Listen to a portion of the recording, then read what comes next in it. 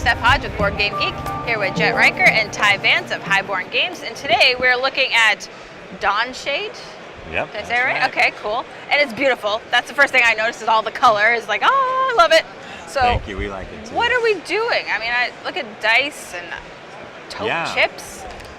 Yeah. Nice quality, like heft there, like that. Yeah. I don't know. So Jet and I are big fans of the JRPG style of game. And so if you don't know what a JRPG is, that stands for Japanese role-playing game. Oh, cool. So it's a game that was made famous by some video game franchises like Final Fantasy and Chrono Trigger, if you've heard of those. And so we wanted to take a game, a tabletop interpretation of that JRPG style and take the things that we love most about the genre, things like, exploration, character development, a great story, cinematic battles, and combine them with the things that we love most about board games, things like worker placement, tile placement, character upgrading, and strategic tactical battles. I don't know what else you could ask for in a game, so that sounds great. It's got something for everyone, that's for sure. But that's how Dawnshade was born.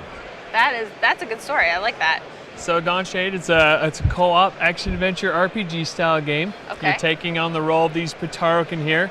They're kind of like a humanoid flying squirrel a little bit. What? That's awesome. They're kind of a smaller race in Dawnshade.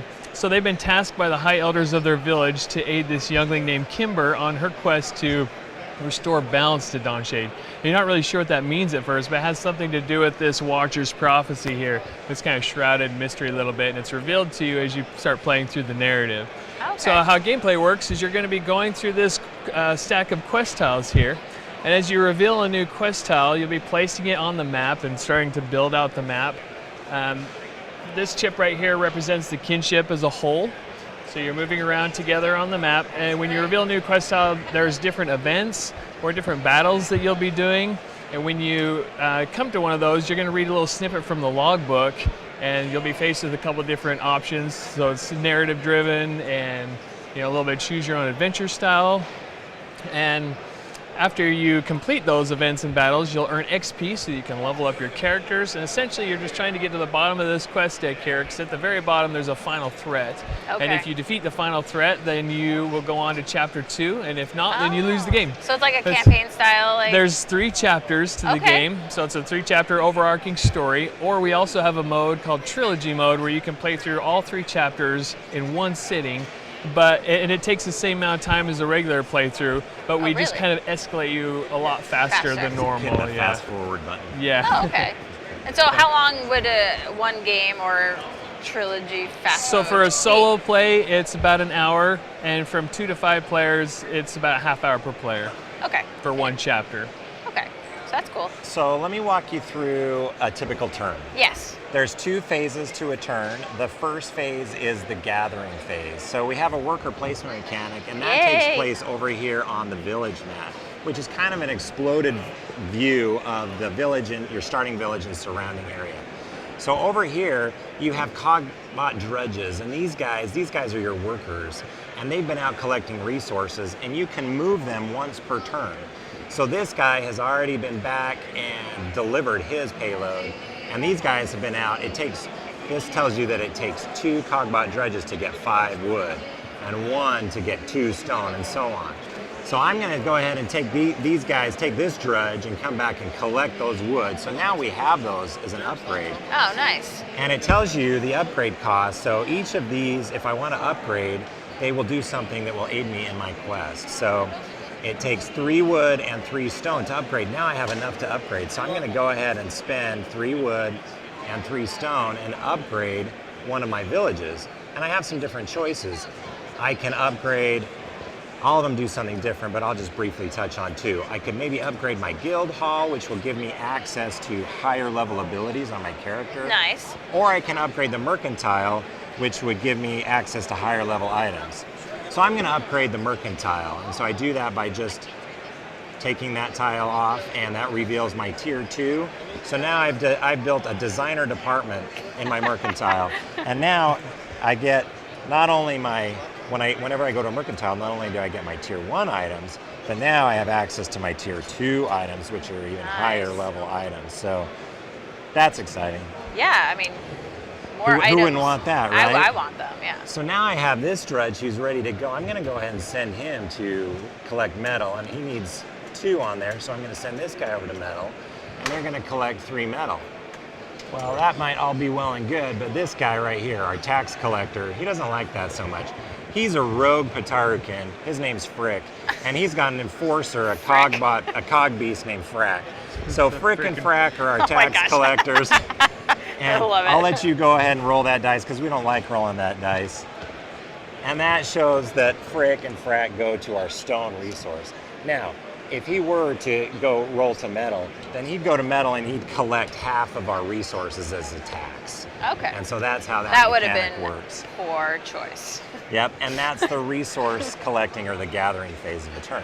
Oh, nice. So the second phase of the turn is your questing phase. Kind of what I talked about earlier. You're revealing the top quest tile, and You get to expand your map. Yep, you're expanding your map. You can choose any open pathway that you want on the board, but you need to keep in mind that It has to stay on the board. Well, it has to not only has to stay doesn't on the wrap around. board. Yes, It's but a dead end. every movement that the kinship makes, you're ticking up a threat. So this right here is a threat meter.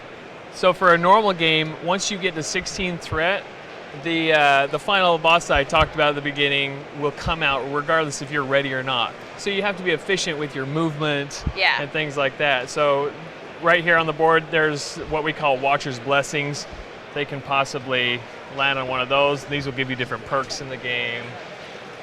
So you very have cool. to be kind of efficient with Yeah. your moves. You want to get as many Watcher's Blessings as you can, but you don't want to move too much around because course. every move you make, you're increasing. And so basically you're just trying to figure out, upgrade your guy, go on your quest, and beat the final bad guy. Yep. Yeah. So in this case, we actually landed on a battle scenario, which what happens in a battle scenario is that it kind of, the view explodes over into this map right here, and this is what represents our battle. Oh, okay. So this is very JRPG style. If you're familiar with Final Fantasy battles or Final Fantasy Tactics battles, you'll be right at home here.